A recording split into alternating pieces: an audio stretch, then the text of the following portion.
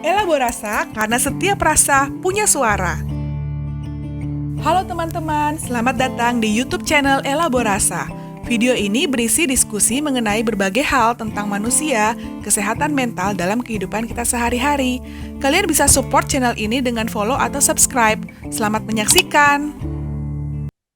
Sering dengar nggak sih kayak apa namanya kayak ada kepercayaan kayak ada beberapa makhluk tuh cuman anak kecil yang bisa lihat, ya kan? Ah, Di pernah. berbagai budaya hanya bisa dilihat oleh hati yang suci, lah, ya kan? Hati anak-anak kan selalu suci ya katanya. Itu Nah, tapi itu kan bukannya itu ya, teman imajinasi. Wajar ya maksudnya pada anak kecil nih. Dia kan tadi tuh karena balik lagi kan kalau misalnya nih teorinya Freud ya dia bilang kan kalau ego itu waktu pertama kali dia kan punya dua fungsi, yang unconscious hmm, sama conscious kan. Nah, unconsciousnya itu adalah mekanisme pertahanan. Nah, si anak kecil yaitu pertama kali dia berkembang adalah yang alam bawah sadarnya dulu. Makanya muncul ya kayak fantasi, terus yang makanya apa? Anxiety, separation gitu. Nah, nanti yang hmm, fungsi aktif, yang conscious itu yang alam sadar baru tuh muncul pada saat dia mulai remaja tuh. Dia mulai hmm, belajar membedakan mana imajinasi, mana realita, mana enggak. Terus apa? Critical thinkingnya mulai jalan, problem solving mulai jalan pada saat dia usia remaja. Nah, makanya terkadang tuh kalau misalnya anak kecil dia kayak merasa superhero, terus dia role play tadi ya, dia berfantasi imajinasi, kita masih merasa oh itu wajar karena dia anak-anak. Tapi kalau pada saat sudah dewasa, dia udah mulai kayak tadi tuh berhalusinasi, mulai kayak uh, seperti itu kita jadi mikir hmm. kok ini sih ya, atau kita berpikir apa ini kelainan ya seperti ini gitu. Itu nggak sih? Bener, bener, bener. Jadi nggak, gue mikirnya sih begini, kayak budaya-budaya yang dimana apa namanya ini cuma anak kecil yang bisa lihat kayak gini-gini itu kan sebenarnya mereka itu budaya yang terlahir dari orang dewasa yang tidak bisa memahami bahwa imajinasi anak-anak itu begitu luasnya dan itu adalah cara anak-anak untuk apa namanya make sense of their world gitu kan kayak ketika sesuatu itu begitu berat untuk seorang anak kecil mereka kan harus mencari jalan mencari tempat di mana mereka merasa aman ya kan. Betul. Ya. Uh, Mm-mm. kalau misalnya si anak itu tidak merasa aman, betapa besar dampaknya kepada anak itu kan kecil, lemah, dan kesadaran ketika mereka kecil dan lemah dan tidak bisa selamat dengan dirinya sendiri itu kan sedemikian besarnya, sehingga itu bisa apa namanya bisa dipersepsikan sama otaknya mengancamkan. Jadi otak itu berusaha melindungi si anak ini supaya oh jangan sampai anak kecil ini merasakan bahaya yang sedemikian besarnya. Jadi disediakan satu tempat yang aman, yang penuh dengan warna, yang ada unicornnya, yang ada peri-peri pelindungnya, gitu kan, yang ada um, yang ada naga Sesuatu. besar tapi bisa dikalahkan oleh dia sebagai seorang pangeran, sebagai seorang kesatria gitu kan. Itu kan cara dia make sense untuk dunianya. Tapi kan seiring kita bertumbuh besar seperti yang dibilang, fungsi eksekutifnya mulai jalankan. Nah itu cara-cara seperti itu harusnya mulai diganti sama cara-cara yang lebih produktif, yang lebih sejalan dengan dunia nyata, ya kan, dengan bertambahnya pengetahuan juga, ya kan. Nah, tapi kadang tuh juga kalau saking stresnya terlalu berat, terus dia juga nggak siap, dia juga tidak punya kekuatan, kapasitas mentalnya juga belum terbentuk baik, dia akan tetap pakai cara itu sampai sekarang. Hmm, Nah, sering kan kita lihat ya, kan memang benar nih kata kamu, Vin. Jadi pada saat dari lahir ya, dari anak kecil itu lahir ke bumi nih, pas ibunya melahirkan, anak itu sudah merasakan sangat stres gitu ya. Makanya dia berusaha kayak hmm, marah, dia udah pakai mekanisme copingnya dia gitu. Nah, tapi seiring waktu berjalan dia belajar ada coping baru gitu. Jadi nggak cuma satu, ada yang baru lagi yang lebih baik nih, mekanisme yang lebih adaptif lah gitu, yang bisa hmm. diterima oleh realita gitu. Nah, tapi jadi seringkali tuh nggak ada karena apa? Karena juga lingkungannya tidak mengajarkan itu. Atau memang masalah yang dihadapi juga tidak apa ya eh, cukup berat gitu ya. Jadi ada dua faktor tuh itu. Nah, makanya Benar-benar. itu dari halusinasi ya. Makanya muncul tuh pemahaman kayak mulai kan eh, mulai muncul delusi seperti tadi. Nah, itu apa tuh bedanya halusinasi dengan delusi? Nah, tadi halusinasi udah ya. Berarti kan apa yang ditangkap oleh panca indera yang dipersepsikan salah gitu. Kalau delusi adalah keyakinan dia yang tidak sesuai dengan eh, kultur budaya setempat. Keyakinan yang salah. Nah, keyakinan itu muncul ya tadi karena dia sebagai lari ya dari lari kenyataan. Jadi dia membentuk satu keyakinan sendiri sebenarnya sebagai pelarian dia juga. Itu kalau dibahas secara dinamika ya. Mm-mm. Mm-mm. Jadi Nah, kalau sama-sama sebenarnya sumbernya karena merasa oh ini tidak aman, saya butuh satu tempat yang aman, ya kan? ya di tempat yang aman di mana? Di imajinasi kita, di hayalannya kita. Karena kalau dipikir-pikir ya, kita itu bebas sebenarnya kan. Pikiran kita itu liar kemana-mana gitu ya. Nah, tapi masalahnya itu lebih banyak itu tanpa kita sadari alam bawah sadar kita. Nah, kalau misalnya nih kita konflik, ada secara egonya konflik gitu antara eh, kekuatan mentalnya nggak kuat gitu karena traumanya cukup berat, ya udah terjadilah seperti tadi gitu. Iya benar. Tapi ini jadi bikin gue mikir nih. Pada dasarnya itu kan trauma itu juga adalah pengalaman yang kontribusi sama proses belajar kita kan. Jadi maksudnya maksud gue gini, kita dilahirkan ke dunia, kita nggak kenal sama dunia ini, ya kan? Kita dilahirkan ke kita kecil, kita nggak berdaya, semua-muanya bergantung sama papa mama, gitu. Kita nggak dikasih makan, ya udah mati, gitu kan. Jadi usaha kita kan cuma bisa nangis. Nah, ketika kita nangis, kita nggak dikasih makan, kita mulai membentuk persepsi bahwa oh, dunia ini nggak akan menyediakan apa yang saya butuhkan, ya kan? Ketika bayi. Nah, beranjak semakin besar, kita menggunakan cara-cara lainnya. Semakin kebutuhan kita nggak terjawab, semakin kita merasakan bahwa dunia ini kejam. Iya nggak sih? Betul. Nah, maka dari itu, jadi kayak bisa aja bahwa persepsi dunia yang nggak aman ini mendorong seseorang untuk membentuk ya udah gue nggak mau dunia ini terlalu nggak aman, gue menolak dunia ini, gue pengen bikin satu dunia yang dimana semua kebutuhan gue terjawab. Makanya dia cenderung menggunakan fantasi itu sebagai kemunduran dia untuk dia menghadapi tantangan tadi, menghadapi rasa tidak enak di dunia ini. Benar.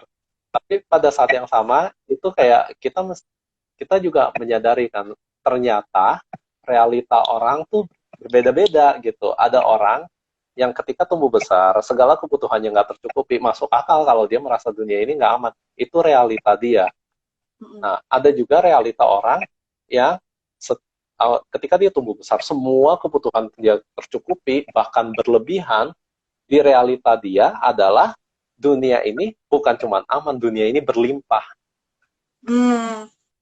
Nah, jadi kita dari dua ekstrim ini aja kita udah bisa melihat bahwa dunia setiap orang itu berbeda-beda. Bahwa kita realita yang kita alami, realita saya dengan mungkin realita Dr. Lydia juga mungkin berbeda jauh. Cara pandang kita terhadap dunia itu bisa jadi berbeda jauh karena semua faktor-faktor ini ya kan. Jadi kalau misalnya realita kita bisa berbeda jauh seperti itu, yang jadi pertanyaan adalah sampai batas mana kita bisa bilang itu adalah waham, sampai batas mana kita bisa bilang itu delusi, sampai batas mana kita bisa bilang itu halusinasi. Nah, kalau misalnya secara termnya, halusinasi itu karena persepsi yang kita tangkap salah tadi. Misalnya, apapun itu penyebabnya, karena kita ngomongnya ya, misalnya kalau ada sesuatu yang kita lihat, tapi nggak ada sumbernya sebenarnya. Berarti kan kita mempersepsikan yang salah. Tapi kita cari penyebabnya. Penyebabnya apa? Apakah karena memang tadi masalah yang apa tadi? Tadi tuh pas yang ketindihan, kekurangan oksigen di otaknya, atau memang lagi secara fisik. Jadi memang karena faktor fisiknya dia, atau memang karena ada masalah dari psikologisnya dia. Nah, makanya kenapa kadang gue mikir gini nih. Gue mikir ya, kalau misalnya kejadian itu tadi, yang Sunda Empire gitu ya, dia punya, ini kok, ini halusinasi nggak sih dia? Nah, gue akan lihat dulu kehidupan dia sehari-hari dan cara ngomongnya dia. Kalau misalnya kita lihat, kok ini, apa yang dia omongin itu sudah kayak tidak nyambung, tidak sesuai dengan proses pikir. Proses pikir kan harus namanya, selaras ya, koheren gitu kalau kita ngomongnya. Kok jadi nggak nyambung, terus dengan apa yang kita pelajari selama ini tuh sudah sangat berbeda gitu. Jadi gue akan merasa bahwa ini tuh pasti ada sesuatu nih yang tidak normal gitu. Gue bisa bilang seperti itu. Persepsinya ya, jadi mungkin kayak ada suara-suara yang sebenarnya nggak ada tapi terdengar dari dia, gitu kan? Atau ada bayangan-bayangan yang sebenarnya nggak ada tapi terlihat sama dia, atau misalnya sensasi-sensasi di kulit yang nggak ada tapi terasa sama dia, itu jatuhnya halusinasi berarti kan. Betul. Nah, kalau delusi sendiri itu adalah keyakinan yang bisa, keyakinannya dia. Jadi kalau kayak dia meyakini nih, kayak misalnya tadi ya dia ceritakan, dia yakin bahwa dia tuh dipilih gitu, terpilih, dan untuk jadi kerajaan dia yang akan memajukan negara ini gitu, dan semua orang akan di bawah pemerintahannya misalnya, kan kayak gitu tuh sesuatu yang kayaknya tidak masuk ke fungsi egonya dia gitu loh. Ini nggak bagus nih, nggak berkembang, karena fungsi ego itu salah satunya kan problem solvingnya dia, critical thinkingnya itu nggak jalan gitu ya. Nah, akibatnya lu jadi bisa berpikir bahwa mungkin ini ada satu gangguan nih pada orang tersebut. Gitu. Nah, jadi kalau bisa disimpulkan, kalau waham itu, delusi itu sebenarnya lebih ke kepercayaan yang ada di dalam diri kan, kepercayaan tentang realitanya dia. Realitas saya itu adalah seperti ini, tapi terlalu jauh dari realita yang dialami oleh sebagian besar orang, ya kan? Iya, betul. Iya, kayak gitu. Dalam arti lain. Nah, untuk yang Sunda Empire ini jadi bikin gue mikir nih, yang Sunda Empire ini kan dia menganggap dirinya begitu besar, ya kan? Nah, selama gue belajar, ada juga yang namanya delusi paranoid, delusi persekutori. Jadi delusi yang menganggap bahwa semua orang itu adalah ancaman. Ini ada program dari pemerintah yang berusaha mencuci otak saya. Misalnya, ada program dari pemerintah yang memata-matai saya. Jadi saya harus menyembunyikan segala tindakan saya. Nah, itu kenapa dinamikanya apa tuh?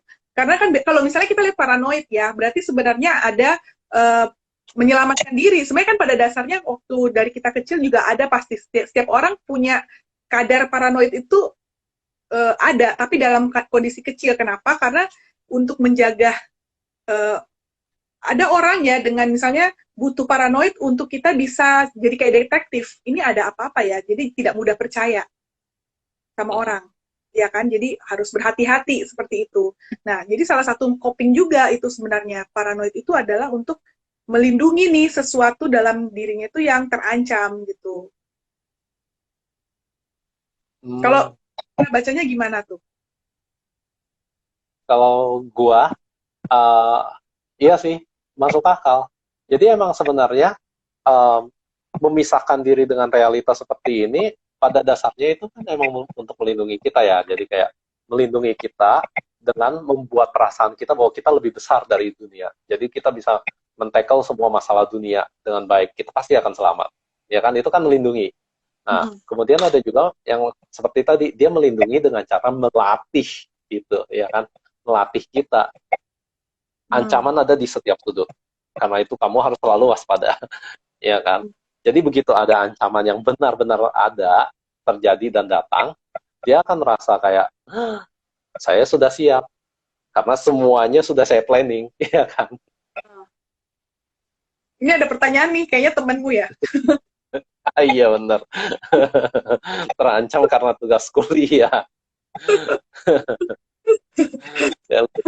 Delusi itu kan pengertiannya persepsi apa namanya, persepsi terhadap dunia yang nggak cocok kan.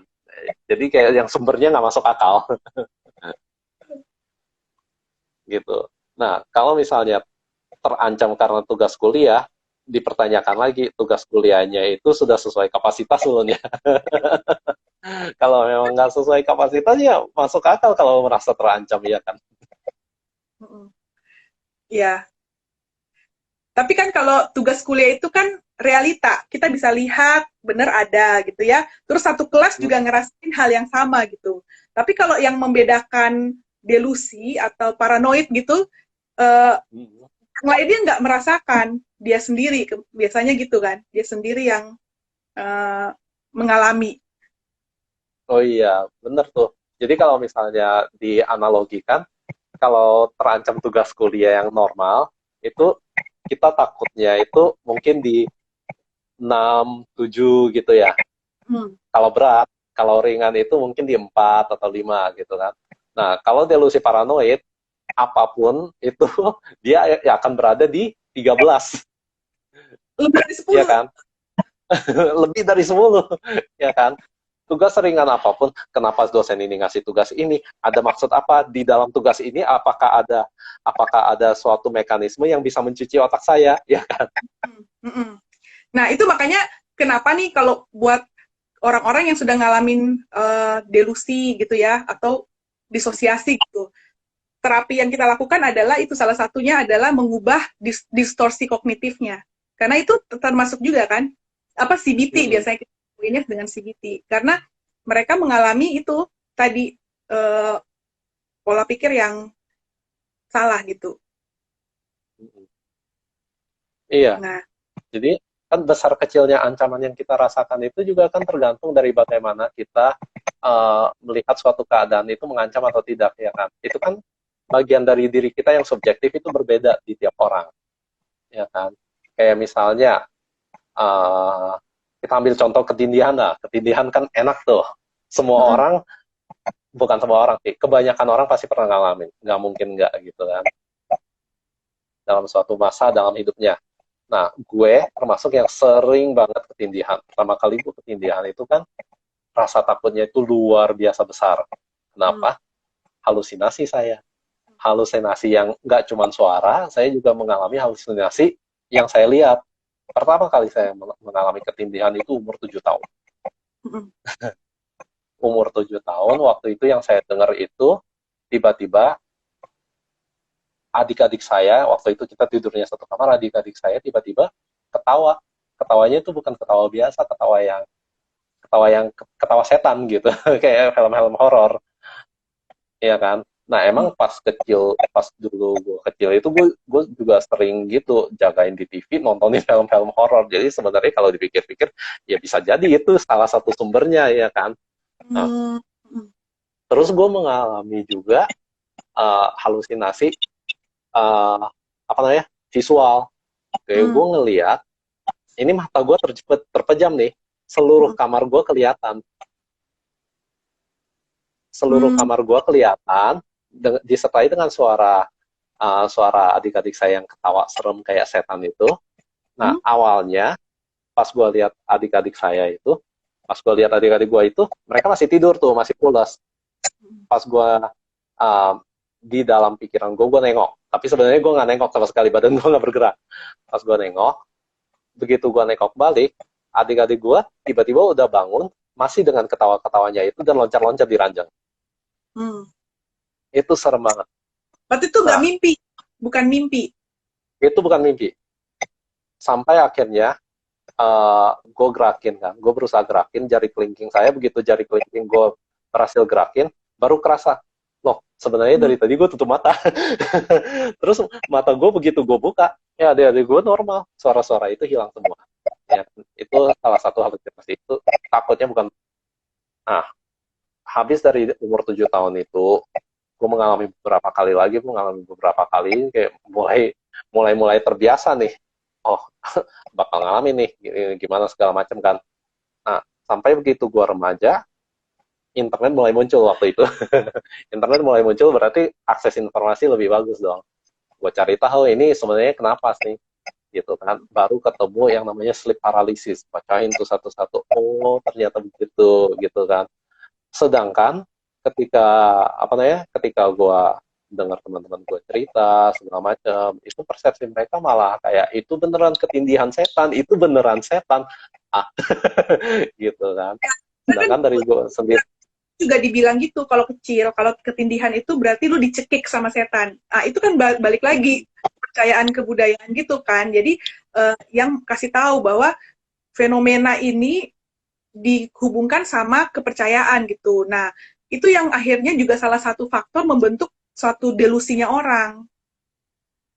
Ada faktor nilai dan pengalaman. Nah, itu juga bisa jadi salah satu faktor. Nah, tapi yang tadi yang gue tangkap ya, lu menggerakkan satu jari lu kan ya.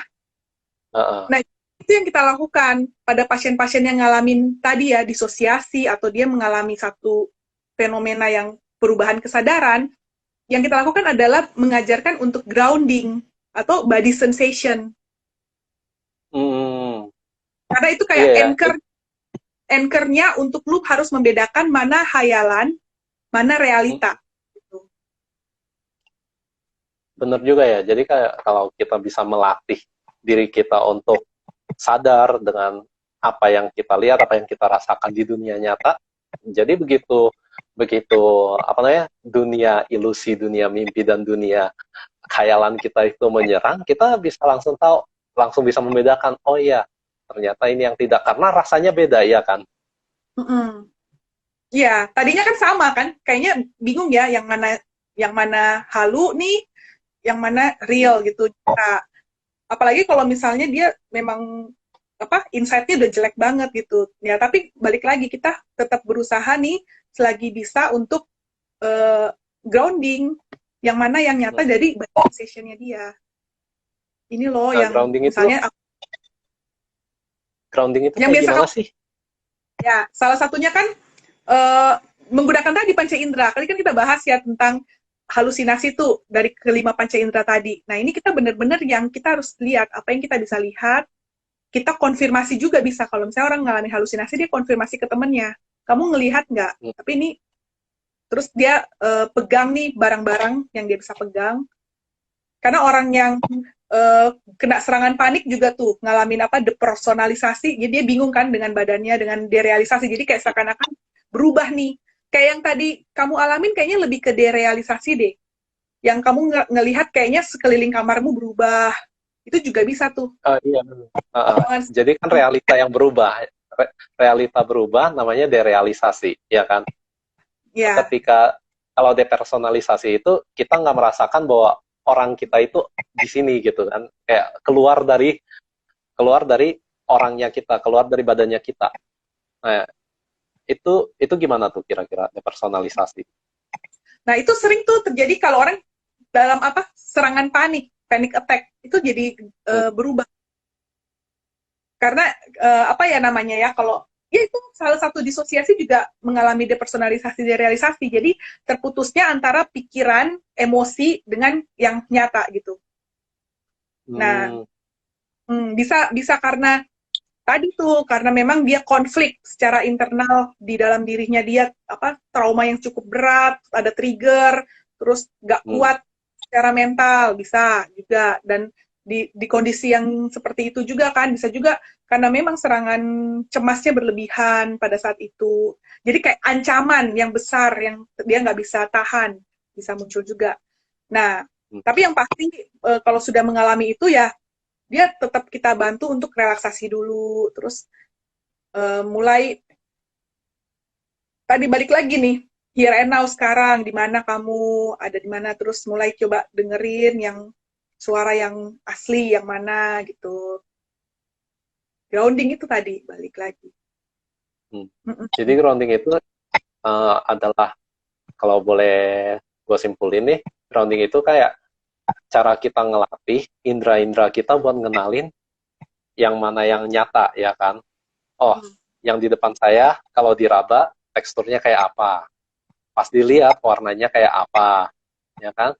Suara-suara di sekitar kita kedengarannya kayak apa? Yang deket itu apa? Yang jauh itu apa? Ya kan?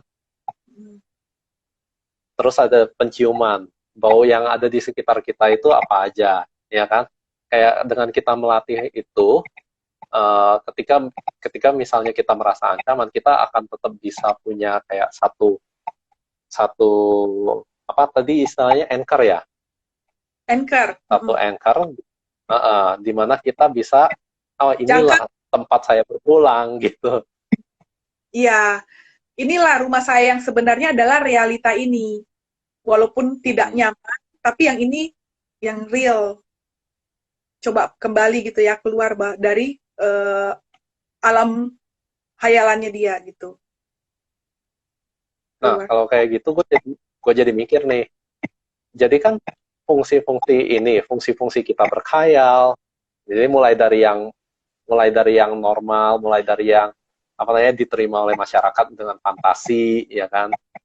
Nah, sampai ke yang mulai ini orang kok halusi gitu, kayak delusi itu kan istilahnya kayak kalau kita bilangnya halu, sedangkan halusinasi itu kita malah nyebutnya lain lagi, ya kan? Kalau halusinasi itu gila, ini orang indigo bisa ngelihat makhluk halus iya kan?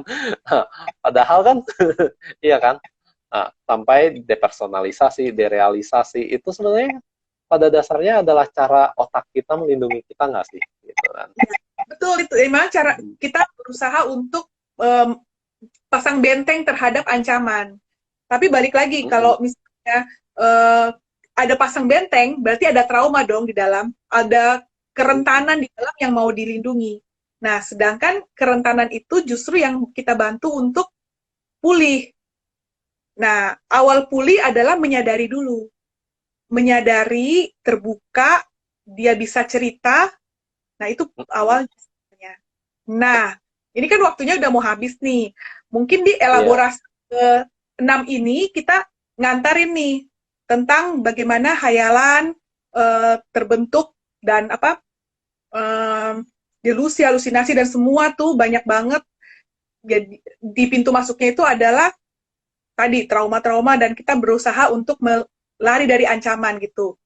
Nah, tapi balik lagi nanti kita akan bahas mungkin di elaborasa yang ke-7 dan seterusnya ya. Nanti teman-teman tetap bareng kita juga di sini. Karena kan kita di sini pengen bahas bahwa apapun fenomena yang terjadi nih dalam psikologis kita, pasti sebenarnya ada dasarnya. Betul juga. Kan kayak kata apa namanya? Kayak kata salah satu filsuf ya, tabula rasa, bahwa kita hadir ke dunia ini kertas bersih.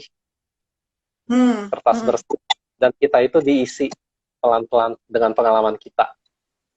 Ya kan?